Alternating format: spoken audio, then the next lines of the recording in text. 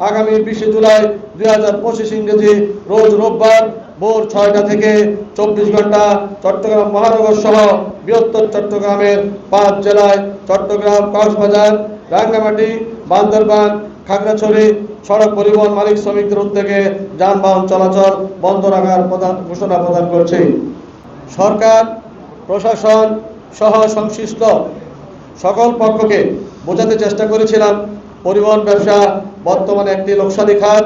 ব্যবসায়িক ক্ষতির কারণে একের পর এক মালিকের যেমন গাড়ি বন্ধ করে দিতে বাধ্য হচ্ছে, অন্যদিকে শ্রমিকেরা ও বেকার হয়ে যাচ্ছে। ফ্যাসিবাদী সরকার আমলে প্রণীত সড়ক পরিবহন আইন 2018 এর বিভিন্ন ধারা উপধারা সড়ক পরিবহন মালিক শ্রমিকদের জন্য গলার ফাঁস হয়ে দাঁড়িয়েছে।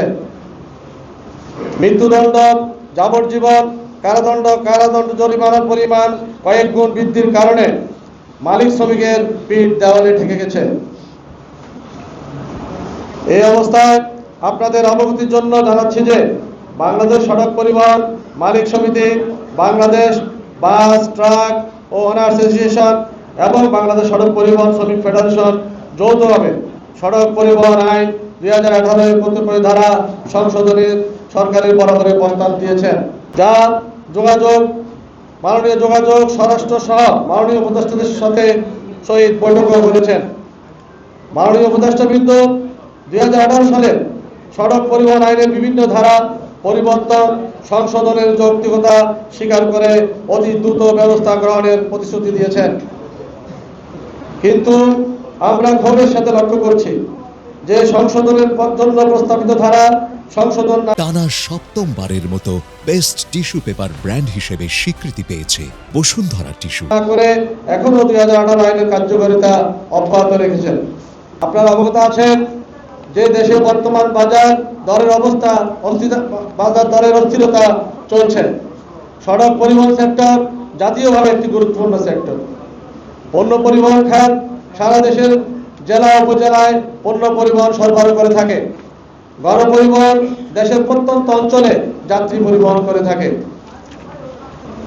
সরকার মিল, কলকারখানা সহ বিভিন্ন শিল্পে ভর্তুকি প্রদান করলেও সড়ক পরিবহন সেক্টরে কোনো ভর্তুকি প্রদান করেন না। ইতিমধ্যে গাড়ির যন্ত্রাংশ, টায়ার, টিউব এর দাম ক্ষেত্র বিশেষে দ্বিগুণ বৃদ্ধি পেয়েছে। এই রকমের একটি নাজুক অবস্থায় সরকার পরিবহন সেক্টরে প্রায় দ্বিগুণ আয়কর বৃদ্ধি করেছে, যা কোনো অবস্থাতেই গ্রহণযোগ্য নয়। আমাদের দাবি বর্ধিত আয়কর অবিলম্বে প্রত্যাহার করে পূর্বাবস্থায় ফিরিয়ে আনতে হবে।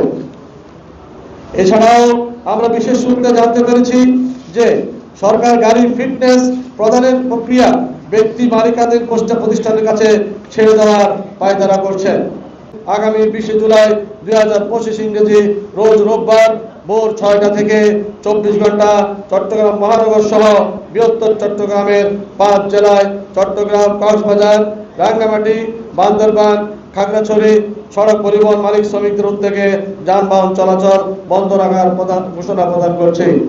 মূল দাবিসমূহ: 1. যানবাহনের ইকোনমিক লাইন প্রজ্ঞাপন স্থগিত করে আলোচনার মাধ্যমে পুনর্বিন্যাস করতে হবে। 2. বাংলাদেশ সড়ক পরিবহন মালিক ও শ্রমিক ফেডারেশন কেন্দ্রীয় কমিটি কর্তৃক প্রস্তাবিত সড়ক পরিবহন আইন 2018 এর কতিপয় ধারা সংশোধনী বাস্তবায়ন করতে হবে। 3. বাণিজ্যিক মোটরযানের বর্ধিত অগ্রিম আয়কর বাতিল করে পূর্বের ন্যায় বহাল রাখার দাবি করছি। 4. বিআরটিএ কর্তৃক গাড়ির ফিটনেস সার্টিফিকেট প্রদানে প্রাইভেট ঠিকাদার প্রদান না করে বিআরটিএ কে প্রয়োজনীয় লজিস্টিক সাপোর্ট দিয়ে আধুনিকরণ করার দাবি জানাচ্ছি।